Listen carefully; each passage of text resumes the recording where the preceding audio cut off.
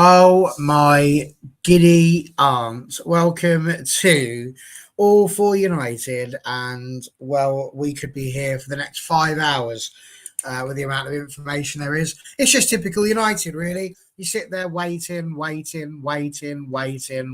all of a sudden, everything seems to pop in 1 week. So lots to chat about. Can't wait to get into it. And we're going to need to do pretty quickly, even though Dave is already sending us up. Think we'll be on time. We are on time. Maybe your watch is just a bit fast. Who knows? So, gang, lovely to have you here. As you can see, I'm joined today by Beanie and by Matt.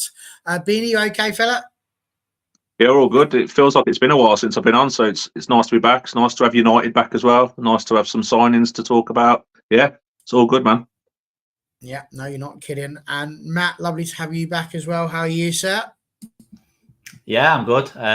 Plenty to talk about, which is nice. So keeps the show interesting, keeps the debate lively. So yeah, good to be back though, and yeah, looking forward to it. Yeah, you are not kidding. There is a hell of a lot to talk about, but it would be churlish, I think, if we did not take, bearing in mind the amount of time we put into it over the closed season, a final look back at that little friendly tournament that went on that nobody really cared about for the last month. It was a hell of a game. I don't know how you guys felt about it. I just remember sitting back there and they drew me in. And I don't know what's worse, whether it's the hope at the beginning of a tournament that you have that gradually gets taken away from you and you go out in the quarterfinals, or if you were like me, where actually for the vast majority of it you didn't care until you got to the semi-final, saw a reasonable performance, and then thought, well, maybe he's just been keeping the powder dry, and it's going to be an absolute barnstormer. And we got it back. We got back to 1-1, and then for some reason that not even God knows, we just decided to go defensive. Boys, what did you make of that European Championship final? And then, of course, the news that Gareth Southgate has left as the England manager. Matt, we'll go to you first. What did you reckon? Kind of typical England, really. I think you go into every sort of tournament with some sort of hope with England, rather than any sort of expectation. I think this more than anything, I think people went into it a bit more cautiously, just because of the players that he selected. I think there was always going to be that chance where they weren't going to quite have enough, especially defensively. Because to be fair, Spain were all over us the vast majority of the game, to be quite honest. I'm surprised they didn't score more than what they did. But it is a shame, like you say, they got it back to 1-1. I think Palmer should have come on a lot earlier, if not started, if I'm honest. But yeah, disappointing, but not surprised. It's probably the best way to summarise it. But in terms of Southgate, again, not overly surprised. I kind of expected it to be his final game if they were to lose. I think had they have won it, he may have probably stayed on till the World Cup, possibly. But I think the final was kind of like the time to move on and start something new and look for, the whole three managers on now. There's quite a few interesting names in the frame. So yeah, it'd be interesting to see what road they go down. But yeah, it's expected to see him go. He's been there. Is it 6 years, 8 years in charge of England now? Yeah, I think it was the right time for him to move on and let someone new take the reins. I mean, it's quite impressive, Beanie. He's been there for 8 years. He has managed 102 matches for England. And, I could get roasted for this now, but probably, certainly in terms of success, the second best manager that England have ever had. So, in a way, it's a bit of a sad feeling that he's decided to walk away, because you do wonder if anybody else will get more out of them. But what did you reckon? Because, I mean, aside from the fact that the referee didn't actually add on the 2 minutes that he was probably supposed to add on for the 2 minutes of lying down in injury time, ignoring that because it should have been done and dusted and okay before that. But what did you make of it, mate? I think it's the hope that kills you, isn't it? I mean, I think if you watch us in sort of hindsight in the rest of the tournament, we were quite poor, weren't we? I mean, we certainly weren't the second best team in that tournament. But yeah, I think it's the hope that kills you. The Netherlands game was decent, but I thought Spain were just a better team on the night in the final. yeah, I thought they fully deserved to win it. When Palmer scored, I thought we might have a slight chance, but then he just went to Southgate ball, didn't he? And he just got scared again. He went all defensive, goes all cautious. But yeah, I mean, I don't think you can argue with the final. I think Spain were fully warranted to win that. With regards to Southgate, I mean, but 5 years ago, if you'd have said we'd have got to 2 finals, I think it's unheard of for England. For me, I mean, I've never witnessed that in my lifetime. England being competitive in trophies. I've never witnessed that. I'd have loved Gareth to have won that and gone off into the sunset as they do with that on his back. But yeah, I think it probably is time. 8 years, I think, in international football, I think it's quite a long time. I think it's even a long time in club football, isn't it? But I think it probably does need a bit of a refresh. It felt a little bit stale to me at times, England, with the fans and with how we were playing. It felt a little bit stale. But yeah, I'm okay. I just hope they go English. I'll throw that in now. I hope they go English next. Keep it English. There's some sort of weird statistic that a foreign manager of any country has never won it. It's always been a sort of a homegrown manager, which is an incredibly interesting statistic, really. And I agree to a degree. I think, all the players have to have some form of English heritage or national heritage in any of the countries. So I do think it's a good thing to have. Maybe it should be a rule as well there for managers as well. And you get the very best of your national managers as well. I always thought it was a bit odd when we had Sven-Goran Eriksson managing us. God bless him. This is a big one. RC's just saying he realises now it's not the WFC channel. For those of you that haven't seen, pop over to the sister channel, All for United WFC, because Queen Elizabeth III has arrived at Manchester United and it's going to be amazing. So get on there. Connor and Phil O'Connor have had a wonderful chat about Elizabeth Turland, who has arrived at Manchester United. It's a huge signing. She was the second top goal scorer in the WSL last season. So absolutely brilliant player. So if you get a moment, do feel free to go over there because it is an absolutely superb bit of news. But I kind of just agree with this that RC said. It is sad. He does need to walk away now. You could almost hear it in his press conferences that he was having. All he's ever wanted was to atone for that penalty miss. Genuinely, I think for him to walk away having won something with England would have just blown all of that away. And that would have been a personal redemption and something that he could give back to the country because he always feels like he's in... He laughed at himself with the Pizza Hut adverts that, it was always... Matt probably doesn't have a clue what the Pizza Hut adverts were. He wasn't even around that advert was on. I'm not entirely sure Beanie was either, to be fair. I was. He was. Good lad. Not just me feeling old here then. But genuinely, I do feel sorry for him because we do forget what England were like. Yes, we had Terry Venables in Euro 96 and Bobby Robson. We had all of those things and it did feel good. But 2 finals. We never, he's made 50% of the tournaments that he's been in into the final, which is quite something. Lovely to see you, Andrew. Thank you for joining us. The boss is in. Both teams moving quick, which is nice. I believe he's talking about the transfers with regards to the women getting a couple of names in. And now, of course, we've got names arriving for the boys. So I think that'll do for the Euros, because let's be honest, it was depressing as hell. And let's move on to something a little bit better and kick off with the actual reason for the show. We've kicked it off. We like to go with the confirmed news before we start ending up chatting about all the possible hyperbole that's out there around Manchester United. But we've got one in. We have our first signing of the pre-season. His name, of course, Joshua Zirkzee, someone who should be completely known to almost everybody purely because he came off the bench when England played the Netherlands in the semi-final. So you should know him, but that, if you're like me, that might be the first time you saw him because he's not somebody who necessarily managed to hit the big time, but he has got some pedigree. Obviously, he's come from Bologna, where he had 53 appearances and he scored 13 times. He's been on loan with Anderlecht, scored 16 in that season from 38 appearances. And he's had time at Bayern Munich and Parma on loan as well. I wouldn't call him prolific at this moment in time, but he's young, only 23 years of age, only 2 appearances for the Dutch national side, but plenty from under 21s and below, where he scored 21 goals in 45 appearances at the various levels. That was some quick maths there for anyone who's ever looked at a Wikipedia page and tried to talk whilst counting at the same time.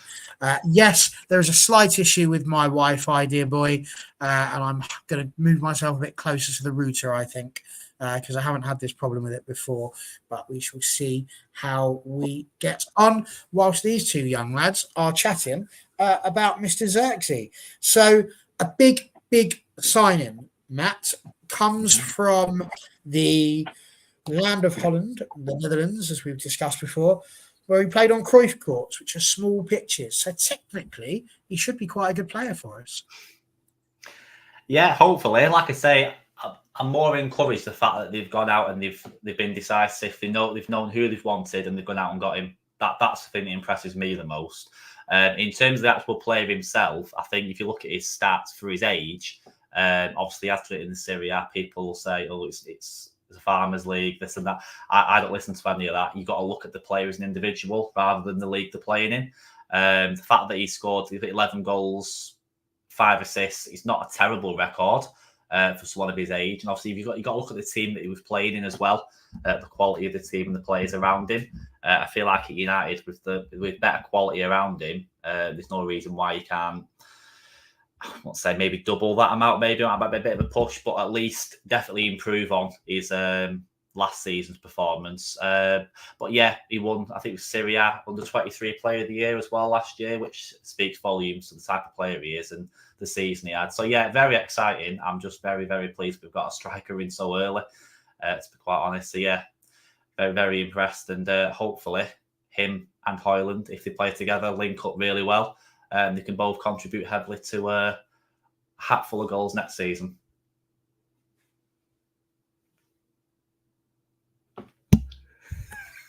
As you can see, I've moved back into my more relaxed position. Let's hope that I don't keep freezing anymore, and I'll try and work out exactly why it is that my router struggles to get to there, but can go through walls. Very strange what Wi-Fi does nowadays. So there we are. NT, lovely to see you. Hello, welcome, and thank you for being here. And Dave, so I'm excited to see him integrated into our team. And Beanie, I think that's one of the key things, isn't it? He's not the only one that's excited. Erik ten Hag, I've removed all of my notes, boys, so I'm sorry it's going to sound a bit rubbish. There we go. Erik ten Hag said that he can link up the game, he can hold up the ball, he's creative, he has good ideas, he can dribble, and he does good combinations. So with all of that in mind, plus the fact that he used to play football against some big, tough guys in the Netherlands whilst in these Cruyff courts, he seems like the sort of player who could be a very positive foil for Rasmus Højlund, with the two of them working as hard as they do up top. Yeah, I mean, from what I've seen of him, it is very little, but he looks strong, he looks fast, he looks like he can play all across the front. He likes to press as well. From the sort of stats I've seen, he's a very good presser of the ball, which I think Ten Hag will like. And as you say, he holds the ball up well, which I think Højlund at time maybe struggles with. But yeah, I think he ticks a lot of boxes for Ten Hag from that sort of player. And if he can help Højlund, then I think it's good all round, isn't it? But yeah, I think he's the sort of player that we'll need going forward. I think I agree with that in general as well. John Commode, lovely to see you back on the channel here as well. And he's saying all the signings we've made so far have been very positive, which we talk about both the men's and the women's. We can say there's only been one officially. But yes, both the men's and the women's teams. Just hope we can get our act together in time to keep them and continue building the team, which of course would be amazing. And note, Dave, that is definitely down to age and moving quickly and panicking. It's life. It's life, my friend. He has come up with two idols, two people that really inspired him at football. And I think two very different types of names as well. The names he's come up with are Ronaldinho and Zlatan Ibrahimovic. And they're both very good names, don't get me wrong, but I feel like very different types of players. So a bit of a question for you both here. Very intrigued to see where you go with this one. But if he was to be like one of those players, which one would you prefer him to be like? I'd probably say Zlatan if I was choosing. Just like I say, the powerful, technically very good. I love Zlatan when we had him at United. I was just ashamed we didn't sign him a year or two before that. Thought he was very good. I have seen, it may have been one of his old coaches or something, have actually said that he reminds them of Ronaldinho. So I don't know if he kind of works his game off that. But yeah, I mean, if he works out to be either one of those sort of players, anywhere near either one of those sort of players, we're laughing, aren't we? Really? I mean, you would think so, Matt. Yeah, I was going to say Zlatan myself, to be fair. Like I say, I kind of miss Zlatan. Like I say, the sort of aura that he brings to the team. Obviously, Zlatan was a lot more experienced than obviously Zirkzee will be coming into the team. But just the way his presence up front, holding the ball up, bringing others into play. I think that's what we kind of lacked a little bit last season. Yeah. Obviously, Højlund can do it, but he can't do it all on his own, I suppose. So yeah, it'd be nice to have that other option. He's quite tall as well. He's like 6'4", I believe, something like that. I believe so. Yes, it'd be nice to have an aerial presence as well in the box. We haven't got an awful lot of it either, to be quite honest. Apart from obviously you've got likes of Maguire, etc., who can head the ball. But yeah, it'd be nice just to have something different up front other than just the likes of Rashford, Højlund, etc. And hopefully he can bring something different to the team, which will benefit everyone. Fingers crossed. No, I think so. I think it could be quite a thing, that is for sure. So, again, we've just got to hope that he does well. But certainly, from what we're hearing and seeing there, it is looking incredibly good. Do you think, Beanie, that talking about Zirkzee the way that we've gone through, do you think he is the position that you would have gone for, first of all? Because I look at the team. I'm not convinced that a striker would have been the first thing on my shopping list. But in fairness, when you go to Tesco's for a loaf of bread, you might go and pick up the Doritos because they're on there beforehand. Is it that sort of thing? Do you still think that the concentration is on the parts of the club that we really do need to strengthen, but that this was just an opportunity that was too good to turn down? Or do you think this was a deliberate thing that he wanted another striker, first of all, due to the lack of goals? I mean, I think a striker is definitely what we needed. I think we definitely light there with Martial leave sort of Højlund on his own a little bit. But for me, the defence, the sort of central, not the sort of defensive midfielder option, that's massively high on the list for me. But if you listen to reports, listen to rumours, it sounds like they're very much on that anyway. And whether the Zirkzee one has just happened a lot quicker than the others, a lot more of a simple deal to do because he had the release clause obviously as well. I think we did need a striker, but I definitely think centre back and the central defensive midfielder I think is probably more higher on the list. But I'm more than confident that we'll get to those positions. NT, one of the few people that said prefer him to be Ronaldinho, wouldn't moan if he turns out to be the next incarnation of Ibrahimovic, which, I mean, why would you? He's a fantastic player. But there was just something about Ronaldinho. He did have magic in those boots, which he would have needed, really, to lob Seaman in the way that he did. That was just absolutely outrageous. And Dave, yeah, we did perhaps always need another striker. I'm just talking about the urgency. Sometimes you need flour, but you've got enough to make a few cakes, It's that sort of thing. Is it necessarily the most important thing? Whereas the eggs are completely gone. Who knows? NT has taken the supermarket. He always gets his veggies first to at the front of the supermarket. And then by the time I reach the checkout, they've all been squished by everything else. It's a great point. I think you should go and get yourself into one of the supermarkets around here and try and work out exactly why it is they put that right at the front. That is an absolutely outstanding point. It happens to everyone. It's always the first thing you see. And always everything gets pushed on top of it. Although some might say that's your stacking as well. But there we go. And I believe saying midfield selling now a priority. Delight in the bag. Well, it's not confirmed yet, but certainly seems very plausible. So we'll concentrate on the midfield from now. Well, again, we shall see. We may get on to the rumours, as I like to call them, because until United have confirmed them, we can't say for sure. But absolutely, Matt, from your point of view with regards to Zirkzee, was that a not an important signing, but a really very badly needed signing, or would you have gone for other positions first before filling that up? A bit like what Beanie just said. I think urgency, no. Did we need him? Absolutely. I think the urgency for me, we've got to be looking at like we were saying, the midfield, the defence. I think it's got to be, if you put it in like a category of priority, the defence, for me, the defence and the midfield would be a lot higher than a striker. Obviously, because we have got options at striker to an extent. Also, we've got Rashford who can play up front. We've got Højlund. So we weren't desperate for a striker. It had to be done because we do need squad depth, because it's going to be another long season, being in Europe now as well. So yeah, I can see why they've done it. Like Beanie said, I think they've done it more first because it's probably an easier deal to do, and it's just one ticked off the list. It's one less to have to worry about, and they don't have to scrap around looking for someone last minute at the end of the window like they used to do. So yeah, needed, priority, definitely not. But hopefully they've got their eyes on midfielders and defenders now. I've got every faith. Things are looking good. They seem as though they know what they're doing, which is a good sign compared to what it's been for the last God knows how many years. So yeah, fingers crossed they move on to the positions we need now. No, I think that's incredibly fair. What we do need to talk about as well is contracts. Jonny Evans has obviously signed a new 1-year contract. He's extended. We're talking about potentially the defence being a massive part of what we need to improve moving into next season. Beanie, do you think giving Jonny Evans an additional year was a shrewd move because of his experience, or do you think we should have maybe considered putting that money towards another contract for another new defender?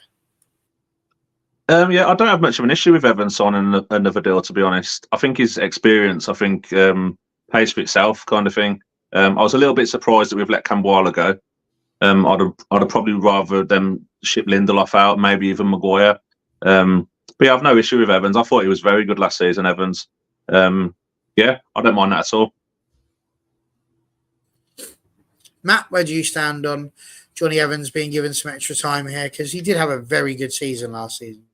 Yeah, I totally agree with Beanie. Like if you look at what he was brought in to do originally, he wasn't brought in to play as much as he did last season, and at that age to have an impact like he did at such a high level in the Premier League it was kind of like inevitable. But I think more so his experience, because you've got to look at a lot of the younger players in the team now. You've got like Garnacho, obviously Zirkzee coming in, obviously is another youngster.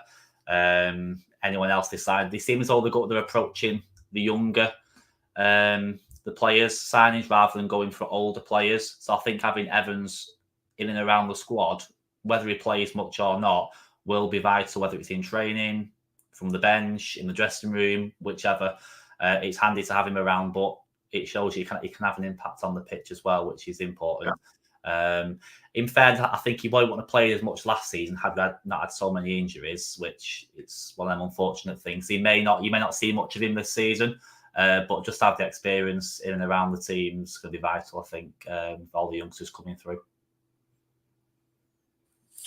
Well, it seems very fair. We were talking a little bit just a moment ago about Ivor Lee saying that the midfield selling needs to start. Well, one person has gone. Obviously, Donny van der Beek has finally left. He's going to Girona. It's not a huge amount of money that we have got back for him.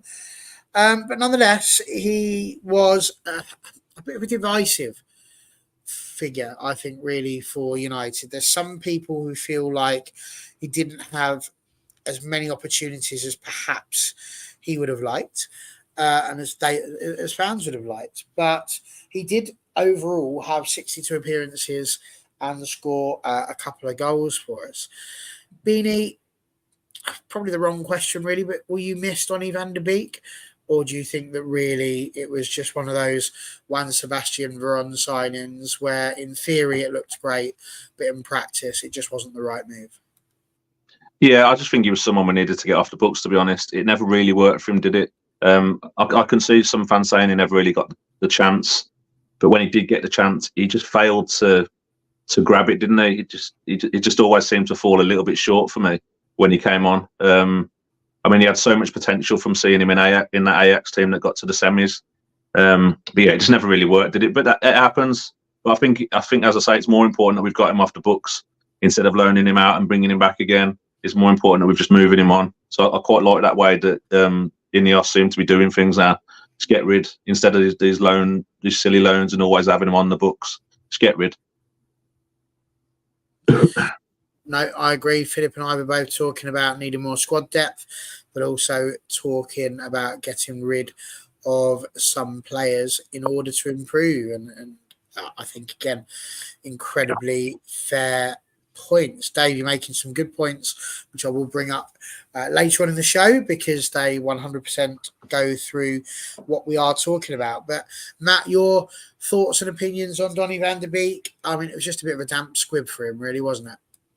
Yeah, he's not the first player that's come to United and it's just not worked out for him. I do, in a way, feel a bit sorry for him because you kind of want, no matter who plays, puts on the United shirt, you want it to work out for them. You want them to do well.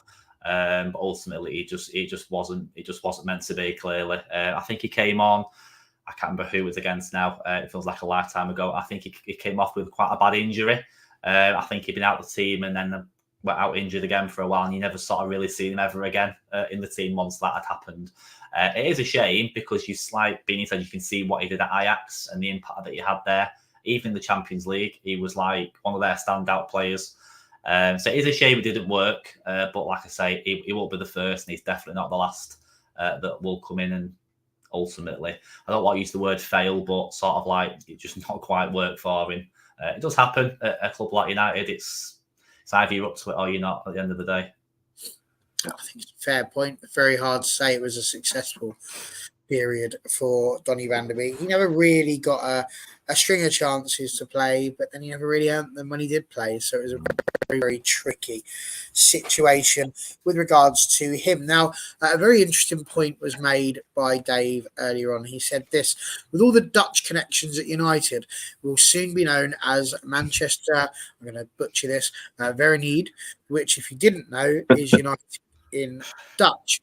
And I mean, he's not a million miles wrong here, is he? Insofar as it's almost like we've just taken the Netherlands and gone, they made the semi-finals of a major competition, let's just go Dutch. I know Ten Hag is Dutch, but obviously Benny McCarthy, who's not Dutch as far as I'm aware, goes out. But Mitchell van der Haag obviously did leave. He was the assistant manager. He's gone. We've kept Steve McLaren, who's not Dutch but has worked in the Netherlands, and of course we've kept Darren Fletcher, who's not Dutch or has anything to do with Dutch. So in that respect, Darren Fletcher remains just a Scotsman, very much abroad in this situation. But we did get 3 new signings in terms of our coaching team. Rina Haki has come in. I've probably said that wrong as well. I'm going to have to watch a few videos and hear people talk about him. But not really a player. Didn't play very much as a youngster. He didn't make the grade, but he has been coaching since he left playing football as a youngster. So about 35, 40 years of coaching experience. Again, mostly in the Netherlands, which is quite interesting. And then we also have Jelly Ten Rouvela, which again is a great name, who is our goalkeeping coach, which is going to be superb, I think, based on the fact that he does have some level of experience within the English game. But perhaps the biggest Backroom signing for United fans is almost harking back to the signing of Ole Gunnar Solskjaer when he came in after the Mourinho era, is that this man just behind me, just above my head, dancing on it right now, Mr. Ruud van Nistelrooy, is back at the club. For me, probably the greatest goal scorer that we've ever had at the club, 150 goals in something like 216 appearances, which is just madness for a return. If he'd have stayed longer at United, I mean, Wayne Rooney would still be hoping to catch him, I think, because he was just another level. When you take into account the moldability of Højlund and now Zirkzee being just 23, and you put in probably the deadliest striker that the English game has ever seen, that's something to be excited about, isn't it, Beanie? Yeah, I mean, if they don't learn off someone like Rude, like you say, he was an absolute machine, wasn't he?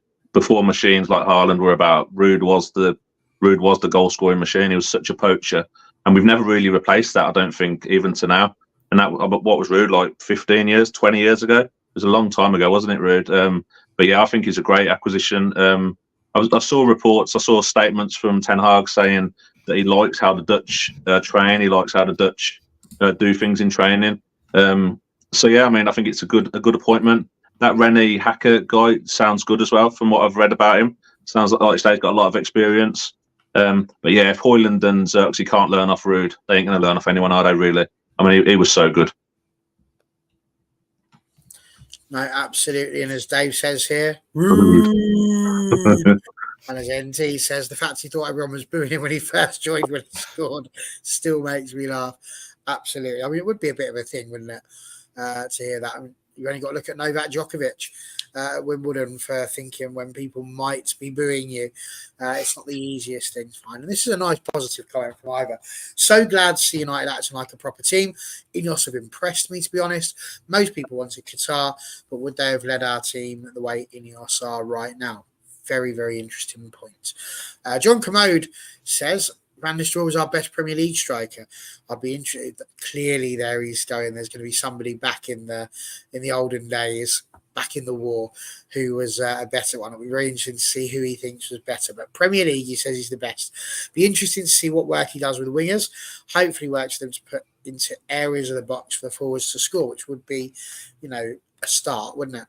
Because it's a bit sad when we don't see that. Matt, does it bother you that we have literally gone Dutch? I'm not particularly fussed, but is there a bit of a danger there that we just follow one particular form, one particular ethos, or do you think that based on Ineos's idea that we're going to get a culture, this could be very much a Jason Wilcox idea, find a bunch of people that are singing off the same hymn sheet and build towards that, and that actually setting that foundation by having this group of people that are all singing off the same hymn sheet means that when we add people to it, we have that ability. What's your thoughts? No, I'm not overly bothered about it all being Dutch, to be honest. I think you've got to look at the bigger picture. You look at the plan, the structure that's now in place. There will be a plan. And obviously these people that they've brought in are part of that plan. And everyone is clearly aligned, from manager to coaching staff, back up to the board, to Wilcox, Ashworth, Barada, you name it. I just like the idea that they've been decisive. They've sort of known who they wanted to bring in. Obviously, Ten Hag, we are led to believe, has wanted these particular people in, and then he also gave him the full back and then brought the people in that he wants, which is important. And in fairness, if Ineos weren't happy and didn't agree with it, I'm pretty sure there would have been something said about that. And because you just got to look at the way they're acting now. I can't imagine the one of them that will be sit there and go, he's no good, but we'll bring him in anyway because the manager wants him. I think they're in charge of the club now. The spotlight's on them, and ultimately they've got to try and give the manager the best chance of succeeding, and that's exactly what they've done. So I've got absolutely no worries at all with who they brought in. But Rude is a massive one for me. I think he's the most important, not just for the strikers. I feel like for the team as a whole. One key thing I did notice the other day, which it kind of made me laugh, but shouldn't have made me laugh, was during the pre-season game. He sort of come off the bench and cut right across their dugout to speak to, I think it was Amas, give him some instructions. He just made me laugh. He just didn't care. He falls right across, and that was it. But yeah, no, he's a massive appointment, and hopefully even like Rashford can have a better season off the back of it as well. No, fair points. Beanie, I kind of want to take that conversation on just a tiny bit further, because as we know, Erik ten Hag was under ridiculous pressure as we were reaching the climax of the previous season. And I just think it was really interesting, because it's almost as if Ten Hag has gone, I'm not happy with what was going on behind the scenes. So he's had a complete refresh. He's got rid of Benny McCarthy. It was a very much a cheers for what he did, but goodbye sort of response. There wasn't everything that he's done being this, and this that he's done superbly well. And then, of course, to get rid of his assistant, Van der Gaal, who's somebody who he's worked with for a long time. Why do you think there's been such changes? Do you think this is completely Ten Hag led? Do you think it was a little bit of Ineos going, look, if this is how you're going to keep it going, we're probably not going to keep you on much longer. But if you want to change things up a bit and hit this structure and this foundation that we're looking for, we'll give you a bit more time to try and work that and see what you can do. Why do you think this has come about to make so many changes in a backroom staff? And do you think it was needed based on last season? Well, it makes you think, I mean, were things not what Ten Hag wanted? Were the people that he had in place not performing to the level that he wanted? I mean, I've seen a lot of people say that he has very high standards. Were these people not reaching the standards themselves, let alone the players? I've seen that the assistant probably wants to do his own thing in management, so that may have pushed that a little bit. But I wouldn't be surprised if it was slightly Ineos led as well. They seem to be very sort of like, we need to do it this way, we need to do it the proper way. But yeah, I think he's clearly identified the people he wanted, and he's got them in quick. And I think that's good. The fact that they can all have pre-season together, they can all get on the same sheet together. But it does make me wonder, were things going a little bit wrong in training, not to the sort of standards that Ten Hag wanted, and then he's fought to turn it around and really need to make a change. I think it's going to be interesting. You mentioned Zirkzee. He's obviously not going to have as long of a pre-season as everyone else because they made the latter stages of the Euros, so he will get a little bit of time to go and decompress before having to join the lads for training. But absolutely, at least it's in, like you say, nice and early so that we can at least get towards the latter stage of pre-season and give them a chance to hit the ground running. John Commode has responded. Indeed, he said Van Nistelrooy was our best Premier League striker. He went on to say pre-Premier League, Dennis Law, possibly Tommy Taylor. I know he's got a bit of a thing for Tommy Taylor. He likes him. Tommy Taylor had practically goals to games ratio as Van Nistelrooy, the same, he was saying. And, yep, some good shouts. But I'm intrigued to know, John, if you had to pick, which would you go for? Where would you be on that one? And NT saying Dennis Violet and Georgie Best want a word with you for leaving them out.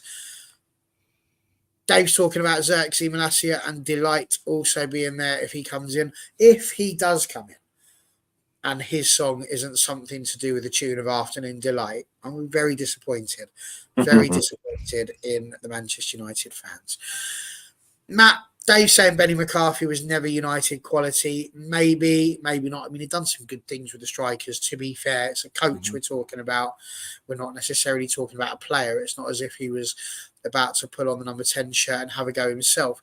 But, like, genuinely, Matt, I found it really interesting that he's effectively thrown his coaching staff to a degree under the bus. Kept Steve McLaren, obviously knows a lot of the culture of the club, as does Darren Fletcher, which I think is two very important things and to keep with regards to trying to make sure you're maintaining the air of it still being Manchester United. But why do you think there were so many changes? I think a lot of it just come down to Ten Hag and his job at the end of the day. Obviously, we've seen how disappointing last season was. Obviously, he's now extended his deal at the club, and he's probably looked at him and thought something needs to change. Because last season, injuries aside, was basically disappointing to say the least.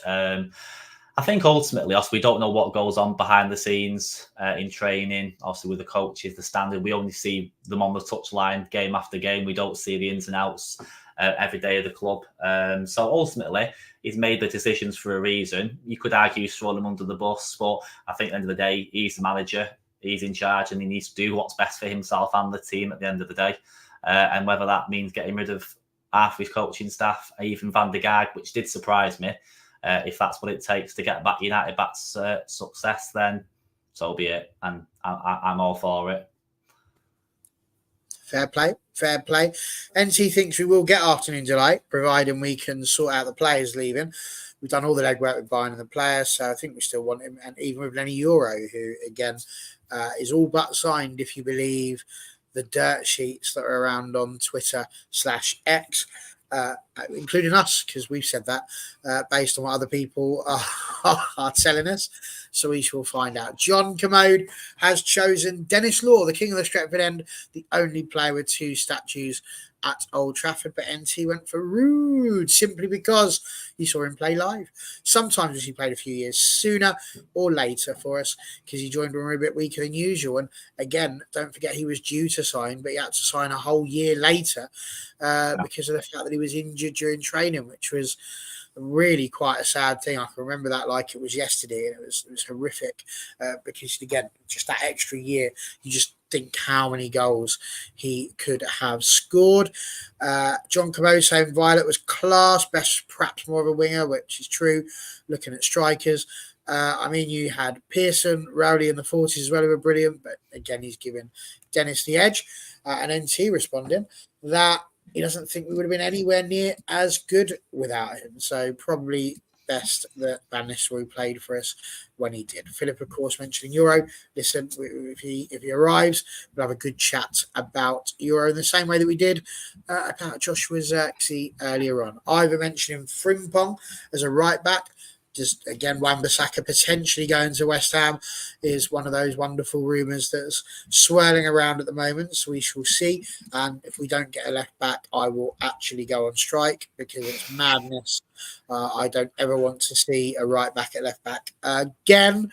Whatever that's for, even with England, that's been just honestly the last 365 days horrific. Dave's excited with who we're linked with. Agati, Delight, Euro, Branthwaite might run the whole transfer window, which is interesting. Romano and Ornstein both saying it's happening. Listen, I'm not saying it's not done. I'm just saying United haven't confirmed it. Until United confirm it, it's the same on the women's channel. The only difference is that Connor, it is a bit quicker with getting it on due to the fact that, he's at home and I'm not. So there we go. And was it his cruise ship? I think it was. I feel like it was his cruise ship when he went, because it kept him out for the whole season. It was really bad.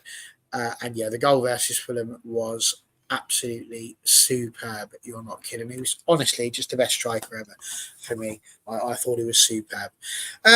Okay, let's press on a little bit and talk a little bit about Rosenborg, because obviously that was a hugely anticipated start to pre-season, not necessarily because it was going to be a great game, but because everybody had enough of the Euros in England, and it turned out to be a bit of a letdown. But when you look at the team, Beanie, it's one of those interesting ones, isn't it? We had Vitek in goal, and he was the only one to play the whole 90 minutes. But beyond that, we had Will Fish, we had Murray, Johnny Evans did play, Wan-Bissaka played, Casemiro was captain, Williams was playing, another youngster there, Mason Mount, Hannibal Mesbury was there, along with Ethan Wheatley, and of course, Marcus Rashford. Now, that was the first 11, and for the first half, United very much in it, but not getting a shot on target until the 38th minute. There were very few chances in that match. Looking at that 45 minutes and the players that were on the pitch, does it worry you that we still had very few chances being created? Or do you subscribe more to the, look, pre-season only just started. If that's still the case, when we're getting further on and we've done the America tour, then we need to be worried? Yeah, I mean, I think you can look at it both ways. Like you say, you can get worried in it, but it's very early doors. I think it's more of a fitness thing, isn't it, really? I quite like Ten Hag after saying these aren't the standards that he expects of a top team. So I like him kind of putting a rocket up their arse a bit early doors. I quite like that.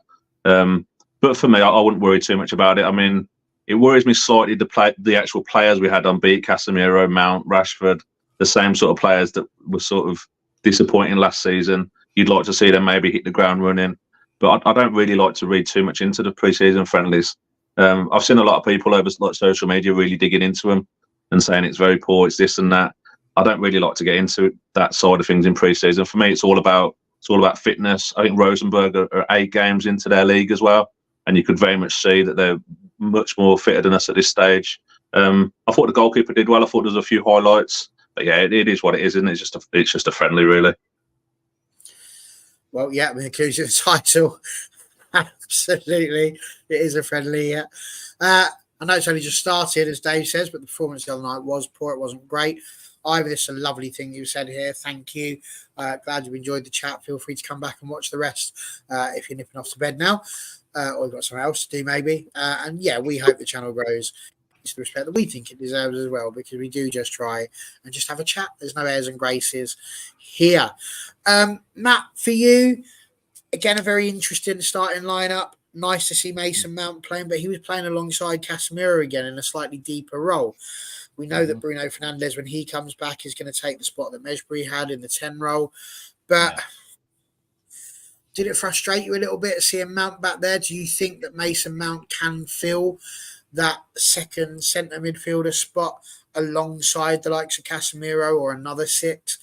Do you genuinely think that he's the guy that can do that? Or are we basically, again, trying to do sort of round peg, square holes? Yeah, a little bit. I feel like Mount should be a little bit further forward, to be honest. I think the fact that he's playing a lot deeper is not really benefiting him in any way.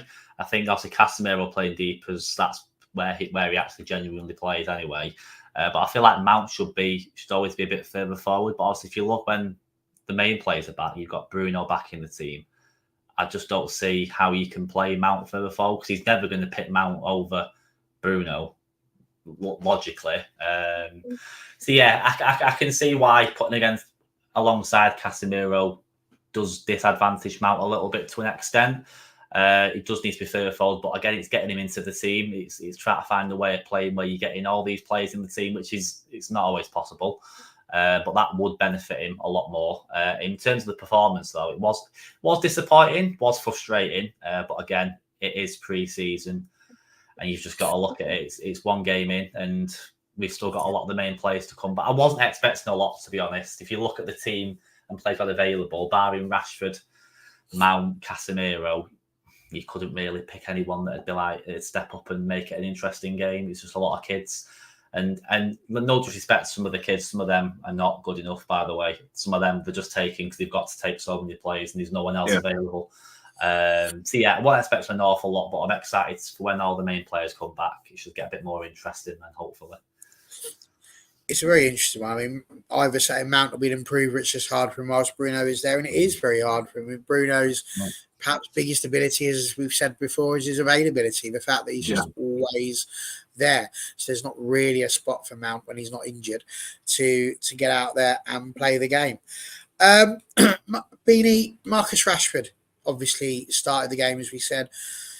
He didn't, however, have to go and do international duty. Now, I feel like that was England's loss. I think they could have done with him. I don't think Foden hit the heights that he potentially could have done, although he was better in the final. I do think that Rashford probably would have played just as well, if not better, in a position that he is familiar with. But is England's loss Manchester United's game? Do you think that him having a good break away from it all, especially with the way things were going during last season, do you think him having that ability to be out of it for a bit, let everything calm down, and now to come in and get, like you said earlier on for some of the newer signings, a pre-season under his belt, that actually this could be a way into seeing the very best of Marcus Rashford next season? Yeah, I think so. As we all know, he didn't have a great season, did he, last season? And as you say, he missed out on England. I'm hoping he kind of takes that as a bit of, as almost a bit of motivation to kind of kick on this season and, you know, show us all what we know he can do. But a full pre-season, I think he should just grab it with both hands, shouldn't he? I mean, he'll probably play all of the pre-season friendlies. He'll be right in with the squad, right in with the coaches, all pre-season.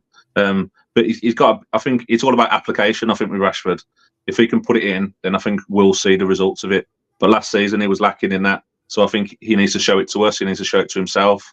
But there's a player there, isn't there? But as I say, I think he needs to use it as a motivational thing to get back in there. I think I agree. Big time there. Dave saying I'd rather it be England's game, United's loss after last season. Okay. It's your opinion and you're entitled to it, Dave. So you feel free for that one. Matt, where do you stand with the Rashi thing, but also Vitek in goal? He was the only player, obviously, to play the whole 90 minutes, 7 saves against a Rosenborg side who, to be fair, are still in their season. This isn't a side that are in a pre-season like us. They've had a few games under their belt and are therefore, you would think, in a better position, both in terms of fitness and having a side that's aware of the structures and ways of playing. So what did you make of the game in that respect? And like I say, Vitek and Rashi in particular. Yeah, in terms of Rashford, I think the general consensus, we all just want him to have a better season than last season.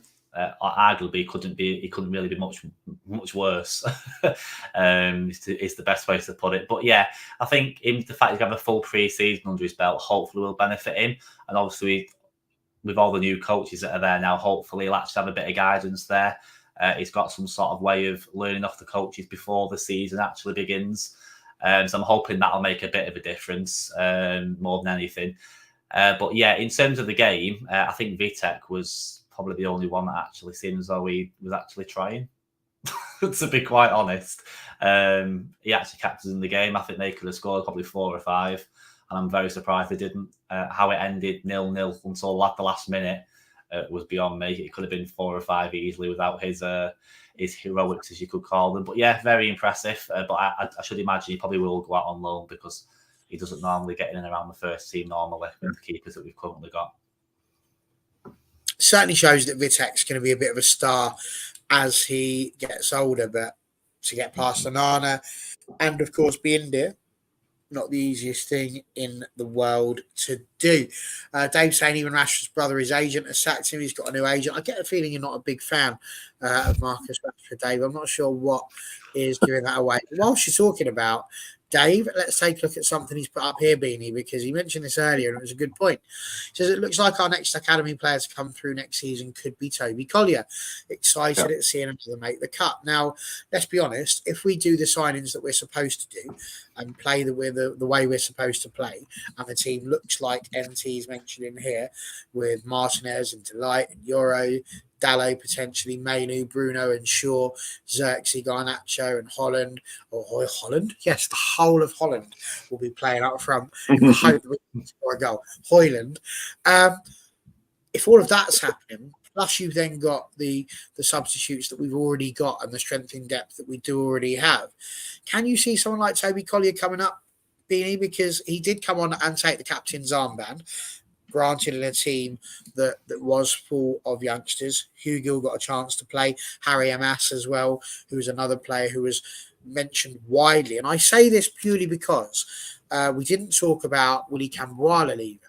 Now, I felt quite bad about Cambuala leaving because I thought he'd had a really good season. But nobody was expecting Cambuala, least of all Erik ten Hag, and he said that it wasn't somebody who he was expecting to play and was, he was forced into playing Cambuala basically. Now, I love the fact that Cambuala's gone and we've got the buyback option. So, if he does turn out to be an absolute superstar, it means he's getting first team football, but it also means we get first refusal should we want him back at the club, which is absolutely great news. But with that in mind, do you think that there might be less chance to see newer academy players coming through, apart from maybe a few in the League Cup? Or do you think we still could see an infusion of youth? Because if it hadn't been for the injuries, Beanie, we probably wouldn't have seen as many as we did this season. Yeah, I mean, that was the positive, wasn't it, to come out of how bad the defensive injuries were. Cambuala's looked like a real gem, didn't he, when he came out? But Collier, yeah, from what I've seen of him in the youth system and what I saw of him the other day, he looks tidy, looks a good player. But yeah, I can't really see him getting into that midfield, really. Can't really see him getting many games. I know we've got Europa League, we've got the Cups, obviously, so there's a chance there. But I think unless we get injuries, I think it's unlikely. I think Amas is probably more likely. If Wan-Bissaka does leave, then obviously we're a fullback less. I think Amas may be slightly more likely. But you never know what's going to happen. I mean, if Mount gets injured, if we sell McTominay, if we have more injuries, then it bumps him up, doesn't it? And you can unearth another. I mean, did we all expect Mainu to play as much as he did last season? And he started to play, and then it's like, wow, this guy's really good. So you can kind of unearth them when you'd least expect, can't you? Sometimes. No, I mean, I agree. He was unbelievable. And again, as NT says, we forget how young they are. Not everyone is a Kobe Mainu. And yes, a lot of the youth players probably aren't ready quite yet, but it is very interesting to see what happens. And I think when you hand the captain's armband to somebody, Matt, you're certainly saying you've got a lot of faith in them to lead a team. So you would imagine that would be the sort of person you would expect to see feature for Manchester United at some point in the future, wouldn't you? Yeah, I'd expect so. And I think a key thing as well with Collier, I think he just recently signed a new contract or a professional contract, whatever it was. But I think I read something that Ten Hag, I think he was actually on the pictures with him. I think he personally wanted to actually be in on the pictures and be part of it with him, which doesn't happen that often with a lot of the younger players signing contracts a lot of the time, especially for like professional contracts and things. That speaks volumes in itself. And I think there's a lot of signs. It's very similar. It just reminded me of Mainu. I think it was after there was at the Carabao Cup when they won that, and he was speaking to Mainu after the game, sort of thing. And he sort of went on from there. And if you look at him now, he's playing for England, first team starter at United, and hopefully Collier can follow suit. Whether he's ready or not just yet, it's probably too soon to say. Obviously, hopefully we might see a bit more of him throughout pre-season, see if he's got what he's all about, and if he gets his chance in the first team, hopefully he takes it. But like they say, not everyone's Kobe Mainu, and not everyone's going to slot into the team and become a star overnight, unfortunately. Matt, are you sad to see Camboire go? Not particularly. I'm more sort of not surprised by it, to be totally honest. I feel like he's not really going to get the games anyway. Obviously, if you look at the defenders that we've got already and the defenders that are coming in and potentially coming in, I just don't see where he's going to get played in the team. And I think he's moved on for the sake of his own career, which is totally understandable. I think I read something that Ten Hag told him that he wasn't going to be part of his plans. He was to be well down the pecking order, so to speak. It's interesting. Who would you rather have kept then? Would you rather have kept Evans or Camboire? It's a tricky one. I think purely for the experience, I probably would have picked Evans, just because of the impact he had last season. Obviously, Camboire didn't play as much as Evans did, even though Camboire did play well in the games that he did play. I'm not doubting he did play well, but I think ultimately you've got to look at the bigger picture. And I think the players we've got currently in the defence are always going to play over someone like Camboire, unfortunately. But at the end of the day, he's moving for his career. Hopefully he'll play regularly at Villarreal, and hopefully it pays off for him. But I believe you have got a buyback option in that deal as well, I believe. So you never know. You may see him back in a few years' time in the red shirt if he goes out there and thrives. So you never know. It may work out better for United and him in the long run. No, fair points. Beanie, would you go along with that? Would you have chosen Johnny over Mr. Camboire? I'd have kept Camboire personally, but I'd have probably got rid of Lindelof or Maguire, if not both, to try and bring in some funds. But as I said before, I enjoy Camboire.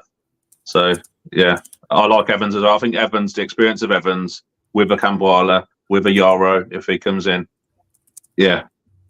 But, yeah, I can see what Matt says as well. If he thrives over in Spain, then we bring him back and, nothing, there's no problem is there, really. I think Lindelof or Maguire do have to go, though, especially if they're wanting to bring someone like Dillett in as well. So, yeah, I'm just saying. Right, interesting. The chat's saying Evans, Camboire can come back if he goes out and improves himself, which is true. Yeah. And Ivor's saying, I get that not everyone is Kobe Mainu, but we do need to be patient with the youth right now, not put young players under pressure and let them progress naturally. I completely agree. The one thing we didn't really get the chance to allow the youth to do this year. NT would have chosen Evans as well, which was good for us last season, but he is sad to see Camboire go. We are trying to balance the squad, and Johnny Evans is a red. Johnny Evans is a red, and he hates Scousers. Doesn't go down the wing anymore, does he? That's what he used to be when Johnny goes marching down the wing. Oh, that was O'Shea. That's embarrassing. I haven't edit that, so there we go. It's been that sort of a day. Right then, gang. So we're down to the last post-it note, which is great news. We've sailed through a ridiculous amount of information. So let's start talking a little bit about some of the other players that we've got in the squad. Obviously, Scott McTominay's returned back to training following Scotland's unfortunate early exit in the Euros, which I mentioned mainly for Connor's benefit than anybody else's. Malacia and Maguire, both also doing their own individual training plans, trying to get themselves back into it. Beanie, how fussed are you about Malacia coming back? Do you think, is he likely to be a starting left back? Because he certainly didn't seem to be beforehand. Luke Shaw always seemed to be the preferred left back, with Malacia as more of a backup. Is it more a case of having a fit Malacia and a fit Shaw just gives us that strength that we need in depth if one of them isn't available? And how do we feel about Harry Maguire coming back? Can you still see, if we do end up getting some of these new signings, Harry Maguire being an important part of the defensive line? Yeah, I think with Malacia, I think it is a case of if we can get him fit. Shaw looks like he's a bit of a walking injury, doesn't he, at the moment? He looks like we have to kind of wrap him in cotton wool. I quite like Malacia when he played. I quite liked his hunger and his desire when he played. He maybe wasn't the greatest, but I like that side of him. But yeah, I mean, I think he's very much Luke Shaw's understudy. Whereas Maguire goes, if we sign De Ligt, we sign Yoro, Martinez stays fit. Yeah, if like I say, if I was Maguire, I'd be probably looking the other way from a sort of first team football point of view, especially if he's looking at the Euros. He's seeing Gahey there, he's seeing Branthwaite, he's seeing Konsa, he's seeing people that are taking his spot with Stones for the England squad. So for me, if United are bringing in another couple of centre backs, they're going above Maguire for me, and I'd be thinking of maybe moving myself on, or yeah. Yeah, very true. Ivor just mentioned he doesn't really pay much attention to the pre-match friendlies, but not being blind to what he saw. Ten Hag was fuming that they listened but didn't carry out his instructions. Let's be clear. When Ten Hag spoke afterwards, he said there's a standard at Man United, and that wasn't it. So, yeah. His interview afterwards 100% goes in with you, Ivor. So it is one of those. Maybe it's the case that the players just aren't at the standard that's expected from him just yet, but maybe it's the standard that you will get when it is, like I say, a first game, having had a big rest and against a team that are doing particularly well and already training and midway through a season. Dave saying, I thought England missed Maguire. Maybe so. I think they missed a lot of defenders, to be honest with you. But Matt, this is an interesting one. NT saying, I feel like I've seen Malacia once in the last 9 or 10 months, and that was at the trophy presentation at the FA Cup final. We definitely should be looking at a left back to bring in. Is this one of those situations? We've spoken about Maguire, Scott McTominay obviously being there, Malacia.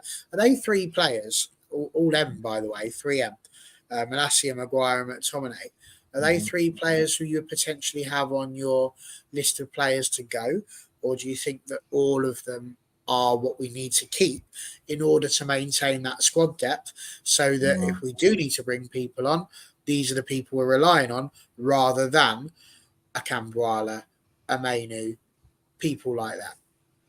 Yeah, I think a lot of it depends on the situation, obviously, of the player and the squad status as well. So I think, for example, Maguire, like Beanie said, it's how far down the pecking order he's going to be next season. Is he an important player to have in the squad? Absolutely. But obviously, if you look at the options we could potentially have in defence come the start of the season, is he going to be needed? And is he going to get the game time he needs, like he says, to get his spot back in the England squad? Possibly not. So I think he's got to be looking at his own future and maybe not so much waiting for United to make a decision. He might have to sort of press the issue a little bit himself and say, look, where do I stand type of thing, and do what is best for him. McTominay, it's an interesting one. I've not always been McTominay's biggest fan. I must openly admit. Do I think they'll keep him? It wouldn't shock me if they kept him, even though I think there is a bit of interest in him. But again, it comes down to what they do in the market in terms of midfielders. Until we know who's coming in and what options we're going to have, I suppose it's hard to judge, and you don't want to leave yourself too short because you've got to remember we're in 4 competitions again next season. So you need as many players as you possibly can. And in terms of Malacia, I think the left back position in general worries me a little bit. And it's not just Malacia, I mean him and Shaw. You just don't know how many games you can get out of either of them. Shaw, like Benny said, he's kind of like a walking injury at the moment. You just don't know when he's going to get injured. And Malacia, he's been out that long. I forgot he exists for a start. And secondly, you just don't know what sort of condition he's going to come back in. He's not played for that lot. It's nearly a year now, if not more, since he's played. So you don't know what condition he's going to come back. It's going to take a while to get him back to the level they need him to. And again, it's whether he can keep himself fit as well. So left back is a big worry for me. And I think it is something they may have to possibly look at, maybe bringing someone in possibly just to back up the options a little bit in the squad depth. Interesting. NT's returned with agreeing with Ivor, but also saying it's a bit harsh when so many of the players were youth players playing against the team in the middle of their season and maybe they're just not good enough yet. I mean, there was a few, certainly in the second half, it was all youth players, but that first half, there was more than enough fully seasoned internationals there to have had, I think, a better performance in that first half. So, it's not a point you're making that is wrong, I don't think. But yeah, that was just not ideal. And he carries on with, I forget we have Mount sometimes, Matt. I'm hoping next season we'll start seeing fewer injuries and more involvement from certain players, which I think is fair. Ivor's got in two-footed on Harry Maguire there, digging his heels and not thinking of the club and our progression. He's a selfish man, in my opinion. I would argue most footballers are selfish in regards to what they want to do and what they want to achieve and wanting to play at the highest level. You look at Ronaldo and Ibrahimovic, they weren't going to places which were, lower down. I mean, Al Nassr maybe has been a bit of a step down in terms of quality, but certainly not in terms of money for Ronaldo. But it's very interesting. I can't fault Harry Maguire, actually. I think the fact that he shows up every time and wants to stay and fight, to me, I think is an attitude that we could do with more of. Somebody we haven't mentioned, of course, Jadon Sancho has come back to training and is potentially staying as well. I think you marry those two attitudes up. I would argue that, as it stands, if I was to lose one of those players, I would choose to get rid of Jadon Sancho because his attitude hasn't been of the level that you would have expected. He just wanted to run off on loan and didn't really want to fight for the badge, whereas Harry Maguire has done and has turned up every single time. He's been a model professional. So whilst I agree, there might be a degree of selfishness in that, I can't find a bad word, I'm afraid, to say about Harry Maguire. Really, is he like the biggest level that we need in terms of a defender? No, but does he give everything every time he goes out on the pitch? Absolutely. I can't say he's Man United through and through because, he's not homegrown in that respect. But for me, a legend of a player I'll be more than happy to have in the red shirt next season. Speaking of the red shirt of next season, lads, a new kit has obviously been announced as well over the last few weeks. How do we make of it? Are we happy with the kit, Beanie? I quite like it, yeah. It reminds me of the old Vodafone one. Like talking about Van Nistelrooy earlier, it reminds me of Ruud in the Vodafone top of years gone by. Yeah, I like it. It'll be taking my money quite soon, hopefully. There you go. So Beanie's buying, that will keep people very, very happy. Mr. Morgan, what do you reckon? Well, I've already bought it myself for a start. Already bought it? You're just showing off the Beanie there, aren't you? Yeah, well, yeah. So I do like it. It's a lot better. I do prefer it now. They've got the new sponsor. I think it does look a lot better than was it TeamViewer? I think it was previous seasons. I think it's a very smart one. And like I say, some of the leaked ones obviously have been confirmed yet. Some of the other ones are looking quite nice as well, but not the cheapest, unfortunately. It's ridiculous. Like, genuinely, it upsets me how much football kits are. Because, I remember it. It's that time, boys. 1 second. I remember when it wasn't quite as bad as this. You were paying about 30 quid for a top. And genuinely, as a child, I loved getting the shirts. There was a point where we sold at a car boot sale a ridiculous number of Manchester United shirts. And honestly, the amount of money you get for that, if I'd have thought it through a bit and sold it through somewhere better, I'd probably be a much richer man than I am now. But which isn't hard, to be fair. But genuinely, like the new shirt feeling is an amazing feeling. But you can't get that, I don't think, nowadays. Because if you go out there and you spend 80 quid on a shirt, you actually feel a little bit more like you've been abused in some way. Yeah. like you've not just gone in and given money, but you've actually been mugged on the way out of the shop. It's a horrific feeling, and I can't justify spending that amount of money on a bit of fabric. So it's yeah, it upsets me. It does. What do we got here? I'm not sure on the pattern on the shorts, but he likes the shirt, says NT. And yes, Matt, Snapdragon looks better than bloody Team Viewer, which is interesting because that's exactly what Matt's got on right now. Yeah. Dave saying every team in the Euros had exactly the same style of kit, or Adidas.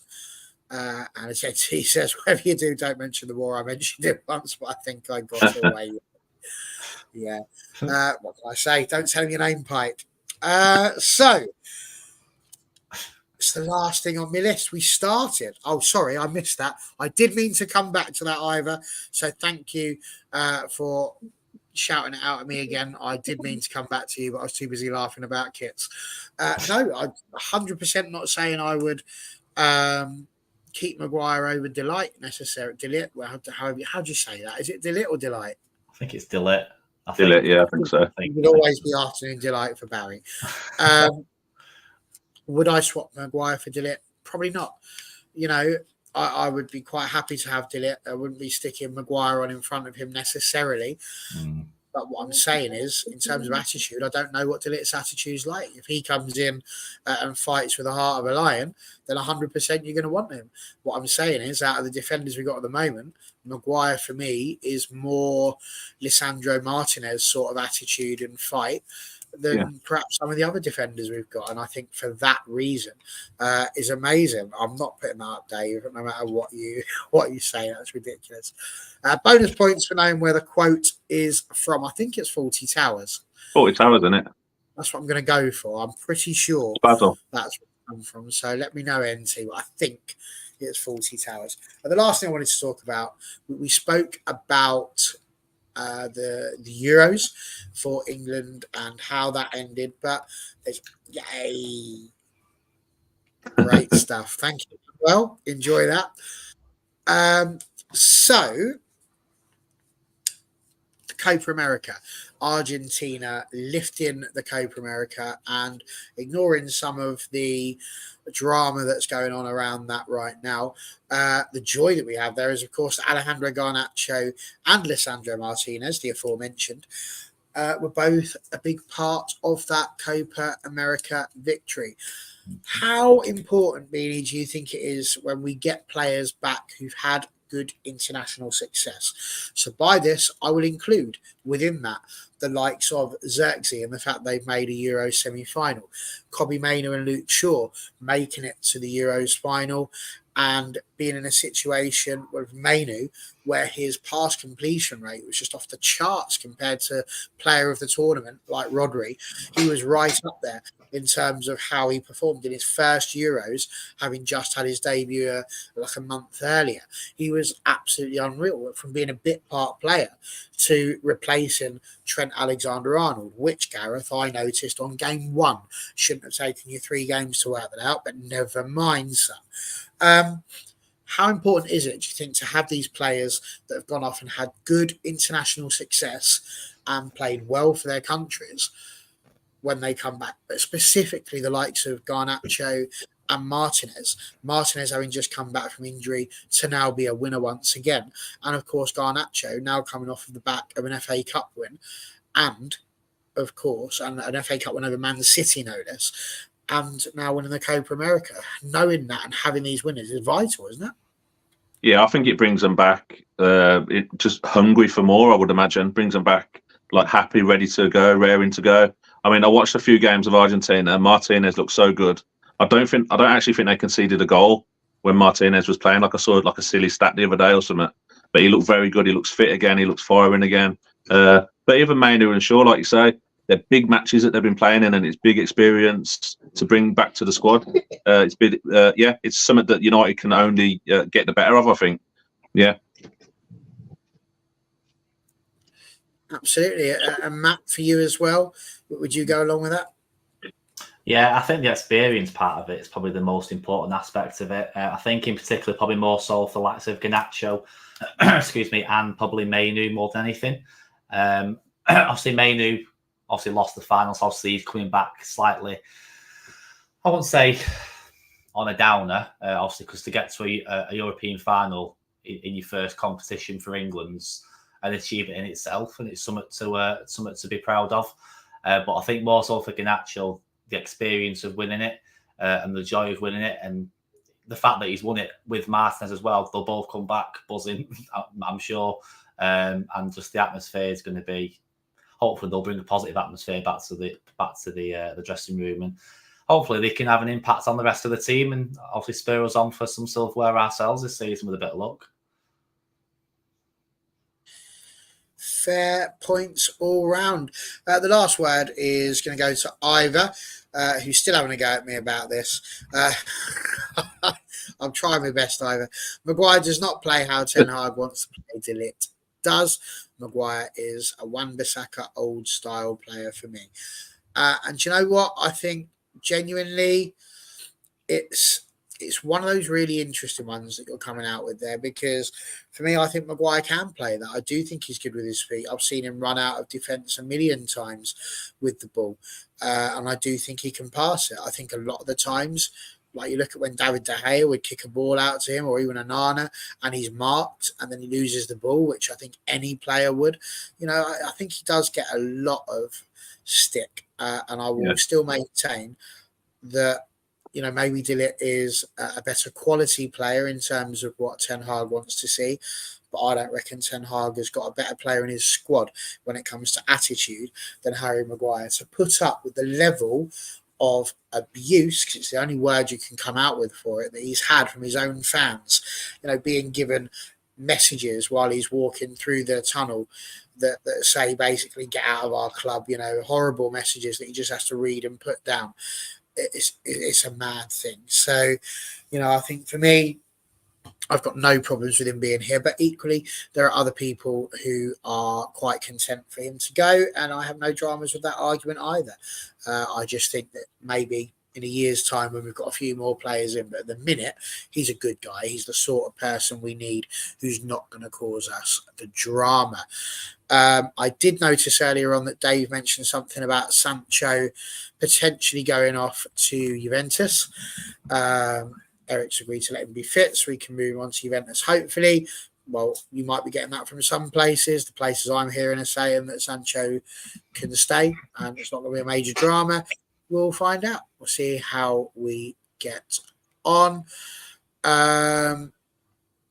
Mainu is, of course, one of the few England players that can come back from the tournament with his head held high. He's absolutely one of England's best players and is certainly one of ours. Here we've got Man United turned a big corner. I agree with this completely, Ivor. Not before time. It's been a long time since we have had what we have now, which I think is hope. Which is the answer there. And yes, really happy for Licha and Garnacho. Hope they weren't involved in that nonsense by the Argentina team.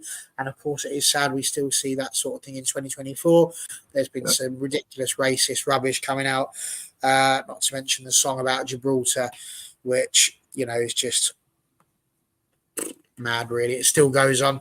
That's politics for you. We're not here for politics. We're here for football, which we have spoken about for nearly 80 minutes. And we've got through a ridiculous amount of stuff.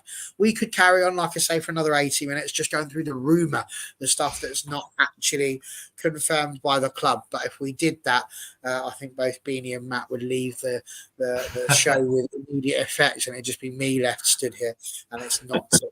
We're not doing one of them. So we'll be back probably on Saturday. I'm sure there'll be a lot more room there for conjecture. There might even be an announcement. We might have had something else by then of somebody coming in or people leaving. We will keep you bang up to date with that through the All for United Twitter page, which of course Matt is a big part of throwing all of that information out. So thanks again for that, Matt. If people wanted to know where to find you when you're not tweeting for All for United, whereabouts would people find you? Yeah, it's just a little handle just at the bottom, the left of me. If you want to drop me a follow, it'll be appreciated. But yeah, it's nice. It's just trying to manage the two now. Try to keep the posts on both accounts going. Absolutely that. NT saying hope may have to be added back into my personal lexicon after recent events at United. Tell me about it, NT. But it's finally there. It's coming home is the word hope. So that's great stuff. And of course, if you're not catching us on Twitter, you might be catching us on TikTok. And if you do, you'll be seeing this guy's mug, not this guy, that's behind me. There we go, that guy, him. There we go. This guy quite regularly over there on TikTok. You might see me as well. It depends how much time I get. You never know. Strange things have happened. But we are pushing for the 800 so we can get to TikTok live. So then we can start doing some really weird and wacky stuff through that as well and get some more United chat on TikTok. So if you're doing that, feel free to join the All for United TikTok. But if not, do that. Obviously, if you don't do that, that's ridiculous. Why are you here? But you might also like to go and subscribe to this man. And you would be where, Beanie? MUFC Beanie 7 over on TikTok. Got it in there now. That got it in. Love that. You're welcome, Beanie. You're welcome. And of course, if you're going to be like anybody in a world where you can be anything, be like this guy, Mr. Ivor, who not just says it's a great chat, but he subscribed.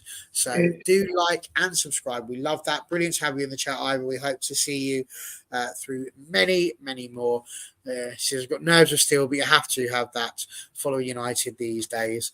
Well, I've been supporting him since 1987. I'm surprised I've got any nerves left. See, NT's in there, proper, no hesitation. You've nailed it. Got it now. Got it. From now on. So there we go. We'll be back Saturday. I am sure Dan should be back on Saturday, which is amazing. Some of you might think he's going to have a tan, been off in the Bahamas, somewhere like that. No, nothing of the sort. He's just lazy. So we'll look forward to finally getting him back on Saturday, and maybe I'll get a bit more time to get a drink because my goodness, I'm starting to run out of saliva, which you don't need to know. So now that might be a good time to leave. See you all Saturday, guys. Have a wonderful time. Cheers again to everybody, and especially you lot in the chat. Peace out.